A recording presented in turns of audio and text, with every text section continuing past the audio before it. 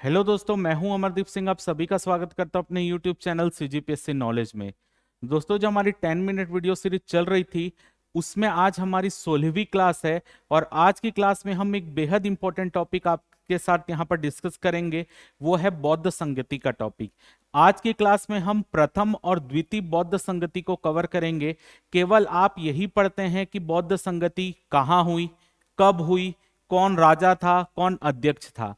केवल इतनी चीजें आप पढ़ते हैं, लेकिन जो पेपर का पैटर्न आजकल बदलता जा रहा है, हो सकता है आपको डीप में भी पूछा जाए। तो कोई चीज रटने से अच्छा है कि आपको थोड़ा सा समझिए कि वो आखिर जो अगर संगति हुई तो वो किस लिए हुई है।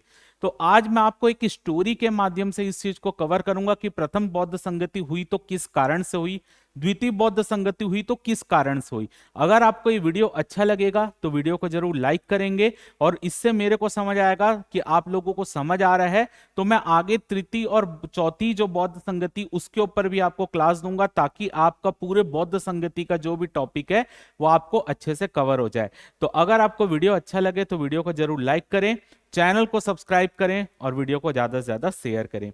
चलिए अब हम स्टार्ट करते हैं और देखते हैं प्रथम बौद्ध संगति, जो कि 483 बीसी यानी 483 ईस्वी पूर्व हुई। ऐसा क्या हुआ कि प्रथम बौद्ध संगति करना पड़ा, इसके पीछे का कारण जानते हैं। देखिए, 483 ईस्वी पूर्व में कुशीनारा के आसपास गौतम बुद्ध महापरिनिर्वाण को प्राप्त करते हैं, यानी उनकी मृत्यु होती है गौतम बुद्ध की। तो गौतम बुद्ध की मृत्यु जब होती है, महापरिनिर्वाण को प्राप्त करते हैं, तो उनके जो शिष्य रहते हैं जिनका नाम रहता है महाकश्यप, उनके उनको आमंत्रित किया जाता है गौतम बुद्ध की जो अंत्येष्टि की क्रियाकर्म होते हैं उसमें उनको शामिल होने के लिए महाकश्यप को आमंत्रित किया जाता है। तो महाकश्यप लगभग अपने 500 शिष्यों के साथ जो है इस गौतम बुद्ध के जो क्रियाकर्म होता है उसमें शामिल होने के लिए जाते हैं।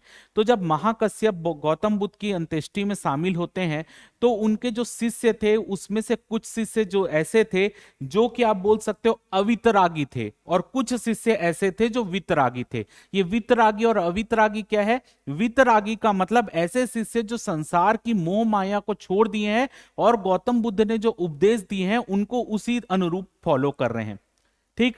और अवितरागी कौन थे? अवितरागी ऐसे जो लोगों के देखा देखी कि इन लोग जो है बौद्ध धर्म को अपना रहे हैं, ये बौद्ध भिक्षु बन गए, ये बौद्ध सन्यासी बन गए, उनका देखा देखी वो भी सन्यासी बन गए थे, लेकिन उनके मन से अभी भी जो मोह माया है वो गई नहीं है, उनको बोला गया अवितरागी।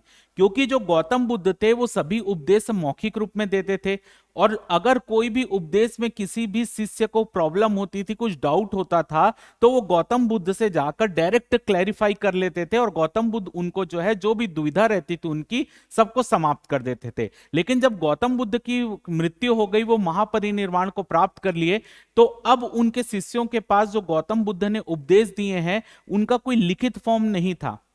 तो यहां पर जब महाकश्यप जो है गौतम बुद्ध की अंतिम क्रियाकर्म में जब शामिल होने अपने शिष्यों के साथ जाते हैं, तो उनमें से एक शिष्य रहते हैं जिनका नाम रहता है सुभद्र, जो कि अवितरागी रहते हैं, यानी ये बाकी लोगों की देखा देखी जो है ये बौद्ध भिक्षु बन गए थे।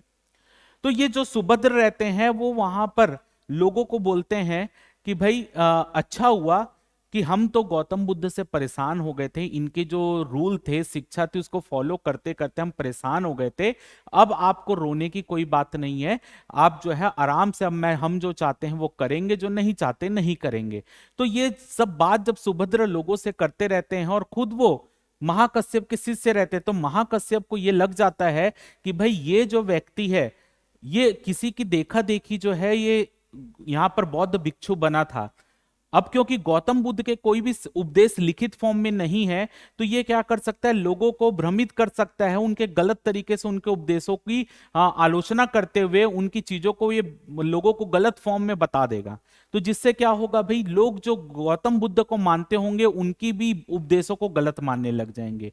तो जब ये एक प्रकार से आप बोल सकते हो बौद्ध धर्म के लिए एक संकट की घंटी थी भाई, ठीक है, खतरे की घंटी थी, कि इस तरीके के जो लोग हैं जो देखा देखी बौद्ध भिक्षु बन गए, ये कहीं ना कहीं बौद्ध धर्म के लिए, गौतम बुद्ध के उपदेशों के लिए ये गलत साबित हो सकते हैं। तो इसी के लिए महाकश्यप ने क्या किया, जब ये सब बातें उठने लगी तो महाकश्यप ने यहां पर प्रथम बौद्ध संगति बुलाने का एक बोल लीजिए निर्णय लिया और स्थान तय किया गया राजगृह का। जो सप्तपर्णी गुफा थी, राजगृह की सप्तपर्णी गुफा में प्रथम बौद्ध संगति बुलाई गई। कारण क्या था बौद्ध संगति का, कि किस तरीके से ये जो शिष्य हैं ये गलत तरीके से गौतम बुद्ध के उपदेशों को आगे फैलाएंगे या उनके उपदेशों को नीचा दिखाने की कोशिश करेंगे, तो लोगों तक सही उपदेश पहुंच सके। जो गौतम बुद्ध ने एक्चुअल चीजें कही है, उनका मतलब क्या था, वो अगर कोई चीज कहे तो वो करना क्यों अच्छा था, वो सब चीज के लिए संकलित करने के लिए, गौतम बुद्ध के उपदेशों को संकलित करने के लिए उन्होंने क्या किया, प्रथम बौद्ध संगति बुलाई। तो प्रथम बौद्ध संगति स्थान राजगृह 483 ईस्वी पूर्व सप्तपर्णी गुफा में ये आपकी प्रथम बौद्ध संगति हुई। इसके अध्यक्ष कौन थे, स्वयं महाकश्यप थे, जो कि उन्होंने ही इस संगति को बुलाया था। तो इसके अध्यक्ष कौन हुए, महाकश्यप हुए। इस समय राजा कौन था, इस समय राजा थे अजातशत्रु, जो कि हर्यक वंश से संबंधित थे। तो याद रखिएगा, स्थान राजगृह 483 ईस्वी पूर्व सप्तपर्णी गुफा में ये प्रथम बौद्ध संगति हुई। अध्यक्ष थे महाकश्यप, राजा थे अजातशत्रु, जो कि हर्यक वंश से रिलेटेड थे। अब देखिए यहां पर जो है दो तरीके के पिटक लिखे गए, कौन से, विनय पिटक और सुत्त पिटक। विनय पिटक किसने लिखा, गौतम बुद्ध के जो शिष्य थे उपाली, उन्होंने विनय पिटक लिखी। विनय पिटक में क्या है, विनय पिटक में इसमें ऐसी चीजें बताई गई हैं जिनको बौद्ध भिक्षुओं को, बौद्ध सन्यासियों को फॉलो करना चाहिए। यानी विनय पिटक में ऐसी चीजें बताई गई हैं जो बौद्ध मठ में रहने वाले बौद्ध भिक्षु हैं, बौद्ध सन्यासी हैं, उनको इन चीजों को फॉलो करना चाहिए। तो बौद्ध भिक्षुओं को जो बौद्ध मठ में रहते हैं वो किन किन चीजों को फॉलो करें, उनको लिए बनाई गई विनय पिटक। ठीक है, ये किसके लिए, बौद्ध भिक्षुओं के लिए जो बौद्ध मठ में रहते हैं। दूसरा था सुत्त पिटक। सुत्त पिटक में वो चीजें बताई गई हैं जो गौतम बुद्ध के उपदेश थे, संदेश थे, जो उनके सिद्धांत थे। यानी गौतम बुद्ध के उपदेशों को किस में संकलित किया गया, सुत्त पिटक में। और सुत्त पिटक की रचना किसने की, आनंद ने की, जो कि स्वयं गौतम बुद्ध के एक शिष्य थे। तो उपाली और आनंद दोनों ही गौतम बुद्ध के शिष्य थे। महाकश्यप वो भी गौतम बुद्ध के शिष्य थे। तो आनंद ने सुत्त पिटक की रचना की। सुत्त पिटक में क्या है, गौतम बुद्ध के उपदेश है, सिद्धांत है। जबकि विनय पिटक में क्या है, गौतम बुद्ध के जो उपदेश है वो सुत्त पिटक में। विनय पिटक में बौद्ध मठ में जो बौद्ध भिक्षु रहते हैं उनको किन किन सिद्धांतों को, किन किन नियमों को फॉलो करना चाहिए, जो बौद्ध मठ में बौद्ध भिक्षु रहते हैं, वो विनय पिटक में बताया गया, जिसकी रचना उपाली ने की। तो प्रथम बौद्ध संगति यहां पर खत्म होता है। अब देखिए यहां पर बौद्ध भिक्षुओं के लिए भी नियम बन गए, गौतम बुद्ध के उपदेशों को भी संकलित कर दिया गया। यह समय बीते हुए 100 साल का समय बीत जाता है और समय आ जाता है 383 ईस्वी पूर्व का। अब देखिए यहां पर यह प्रॉब्लम आती है, जो विनय पिटक में बौद्ध भिक्षुओं के लिए नियम बताए गए थे, उस वही नियम जो है वो बौद्ध भिक्षुओं के मध्य विवाद का कारण बन जाता है। यानी यहां पर बौद्ध भिक्षु जो थे, जो बौद्ध भिक्षु आपके पाटलिपुत्र तरफ, राजगृह तरफ रहते थे, उनको यहां पर पूर्वी बौद्ध भिक्षु कहा जाता था। और जो बौद्ध भिक्षु आपके इस तरफ फैले थे, वैशाली तरफ, जो आपके बौद्ध भिक्षु फैले थे आपके अवंती तरफ, ठीक है, यानी उज्जैन के आसपास के तरफ, कौसाम्बी की तरफ, उनको पश्चिमी भिक्षु कहा गया। इसको मैं आपको और समझाता हूं अच्छे से, देखिए। ठीक, अब यहां पर जो चीज है उसको समझिए, क्या चीज है ये देखिए। ये एक मैप है, इससे मैं आपको समझाता हूं। देखिए, जो बौद्ध भिक्षु ये पाटलिपुत्र तरफ, वैशाली तरफ या राजगृह तरफ रहते थे, इनको क्या कहा जाता था, इनको कहा जाता था पूर्वी भिक्षु। क्या कहा जाता था, पूर्वी भिक्षु। और जो बौद्ध भिक्षु इस तरफ रहते थे, अवंती तरफ, कौसाम्बी तरफ, क्योंकि ये भारत के पश्चिमी तरफ है, तो यहां पर क्या आएगा, इसको क्या कहा जाता था, पश्चिमी भिक्षु। इनको क्या कहा जाता था, पश्चिमी भिक्षु। ठीक है, तो अब यहां पर क्या विवाद उत्पन्न हो जाता है, यह विवाद उत्पन्न हो जाता है कि जो विनय पिटक में नियम बताए गए हैं जो बौद्ध भिक्षुओं को फॉलो करना है, उनके मध्य विवाद हो जाता है। क्या विवाद होता है भाई, जो पूर्वी भिक्षु रहते हैं वो ये बोलते हैं जो विनय पिटक में बताया गया है उन्हीं नियमों को हमको फॉलो करना चाहिए, जबकि जो पश्चिमी भिक्षु जो अवंती या कौसंबी तरफ रहते थे वो बोलते हैं जो विनय पिटक में नियम बताए गए हैं उनको ये हम फॉलो नहीं करेंगे, क्योंकि वो नियम जो है हमको सही नहीं लग रहे हैं।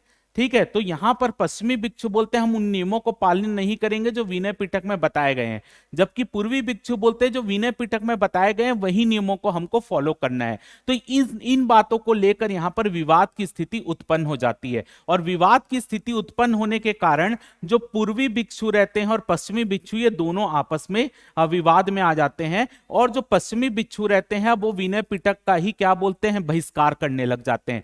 यानी अब ये पश्चिमी भिक्षु जो यहाँ अवंती कौसंबी में रहते हैं ये विनय पिटक का बहिष्कार करने लग जाते हैं। तो ऐसी स्थिति को देखते हुए जो पूर्वी भिक्षु रहते हैं, ऐसी स्थिति को देखते हुए जो पूर्वी भिक्षु रहते हैं उनमें से एक बौद्ध भिक्षु का नाम था वज्जीपुत्तक। वज्जीपुत्तक क्या करते हैं, बौद्ध धर्म की सेकंड संगति को बुला लेते हैं। कौन, जो यहाँ पर पूर्वी भिक्षु के आपके जो वज्जीपुत्तक रहते हैं, एक पूर्वी भिक्षु में बौद्ध भिक्षु रहते हैं, ये सेकंड बौद्ध संगति बुलाते हैं। क्यों, ताकि जो ये विवाद हो रहा है विनय पिटक के लिए उसको सुलझाया जा सके। तो इस विवाद को सुलझाने के लिए वज्जीपुत्तक जो कि स्वयं में एक आप बोल सकते हैं पूर्वी भिक्षु रहते हैं, वो बौद्ध संगति को बुलाते हैं। तो ये कब बौद्ध संगति सेकंड कब होती है, 383 ईस्वी पूर्व, यानी गौतम बुद्ध के महापरिनिर्वाण के 100 वर्ष पश्चात। तो द्वितीय बौद्ध संगति 383 ईस्वी पूर्व स्थान वैशाली में होती है। अध्यक्ष सबाकामी इसके अध्यक्ष बनाए जाते हैं, जबकि इस समय राजा नाम रहते हैं, राजा का नाम रहता है कालाशोक जो कि शिशुनाग वंश से रिलेटेड रहते हैं। तो यहां पर याद रखिएगा इसको बुलाते कौन है, वज्जीपुत्तक बुलाते हैं। कौन रहते हैं वज्जीपुत्तक, एक पूर्वी भिक्षु रहते हैं। और क्योंकि पूर्वी भिक्षु का स्थान कहां था आपको पता है, पाटलिपुत्र वैशाली राजगृह, इसलिए आप देखिए वैशाली में ही ये बैठक हो रही है। तो वैशाली में सेकंड बौद्ध संगति होती। क्यों, विनय पिटक में जो सिद्धांत थे उसमें विवाद की स्थिति आती। कौन कौन से सिद्धांत थे वो देख लेते हैं। आवश्यकता पड़ने पर नमक का संग्रह करना, यह विनय पिटक में लिखा था। भोजन के बाद छाछ पीना, यह विनय पिटक में लिखा था। ताड़ी पीना, यह विनय पिटक में लिखा था। किनारे विहीन रजाई का प्रयोग करना, यह विनय पिटक में लिखा था। सोने चांदी को स्वीकार करना, यानी अगर किसी बौद्ध भिक्षु को कोई सोना चांदी देता है भिक्षा में उसको स्वीकार कर लेना, यह विनय पिटक में लिखा था। दोपहर के बाद भोजन करना, यह विनय पिटक में लिखा था। और भी कुछ सिद्धांत थे जिसमें से मैं कुछ महत्वपूर्ण सिद्धांतों को बता रहा हूं जिसके लिए पूर्वी भिक्षु और पश्चिमी भिक्षुओं में विवाद की स्थिति आई। तो पश्चिमी भिक्षु जो थे वो इन सिद्धांतों को मानने के लिए राजी नहीं थे, जबकि पूर्वी भिक्षु जो थे वो इन सिद्धांतों को मानना चाह रहे थे जो कि विनय पिटक में लिखा हुआ है। तो यही विवाद की बोल सकते हैं विवाद का कारण था। तो इसी विवाद को सुलझाने के लिए वज्जीपुत्तक जो रहते हैं वो वैशाली में आपका द्वितीय बौद्ध संगति को बुलाते हैं। उस समय अध्यक्ष सबाकामी बनाए जाते हैं। राजा कालाशोक जो कि शिशुनाग वंश से रिलेटेड रहते हैं, ये यहां पर आपके राजा रहते हैं।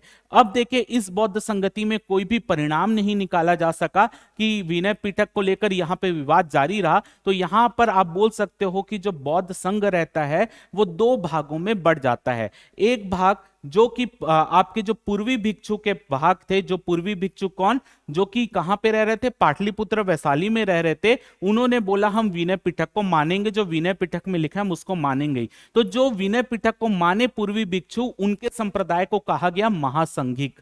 याद रखिएगा, ऐसे पूर्वी भिक्षु जो विनय पिटक के सिद्धांतों को, जो नियम बताए गए थे बौद्ध भिक्षुओं को, उनको मान रहे थे, उनको कहा गया महासंघिक। जबकि जो पश्चिमी भिक्षु जो कि कहां पे रह रहे थे, अवंती कौसंबी में रह रहे थे, जिन्होंने विनय पिटक की अवहेलना की, उसके सिद्धांतों को नहीं मानेंगे, उन्होंने कहा, उनको उनके संप्रदाय को क्या कहा गया, थेरवादी संप्रदाय। यानी जो विनय पिटक को मान रहे हैं वो महासंघिक कहलाए, और महासंघिक कौन थे, पूर्वी भिक्षु थे। और जो विनय पिटक के सिद्धांतों को, इन सिद्धांतों को नहीं मानना चाह रहे थे, वो बौद्ध भिक्षु का कहलाए थेरवादी, और ये एक्चुअल में कौन थे, पश्चिमी भिक्षु थे। तो ये थी आपकी द्वितीय बौद्ध संगति। और द्वितीय बौद्ध संगति का परिणाम क्या हुआ, द्वितीय बौद्ध संगति के बाद जो बौद्ध संघ था वो दो संप्रदायों में बढ़ गया, महासंघिक और थेरवादी। क्लियर है। तो ये चीजें आपको, ये द्वितीय बौद्ध संगति, और उम्मीद करता हूं कि आपको प्रथम बौद्ध संगति और द्वितीय बौद्ध संगति अब अच्छे से क्लियर हो गया होगा क्यों ये बौद्ध संगति बुलाई गई। तो अगर आपको वीडियो अच्छा लगा होगा तो वीडियो को जरूर लाइक कर देंगे, और साथ ही साथ अगर आप चाहते हैं कि तृतीय और चतुर्थ बौद्ध संगति भी आपको पढ़ना है तो कमेंट सेक्शन में जरूर बताइएगा कि तृतीय और चतुर्थ बौद्ध संगति भी आपको स्टोरी जानने की, वो क्यों हुआ था, तो मैं उसके ऊपर भी आपकी एक क्लास ले लूंगा। तो उम्मीद करता हूं आपकी आज की क्लास आपको अच्छी लगी होगी। अगर वीडियो अच्छा लगा हो तो वीडियो को जरूर लाइक करेंगे। चैनल में आप नए हैं तो चैनल को सब्सक्राइब करेंगे और ज्यादा से ज्यादा वीडियो को शेयर करेंगे। फिलहाल के इस क्लास में सिर्फ इतना ही। जय भारत, जय छत्तीसगढ़।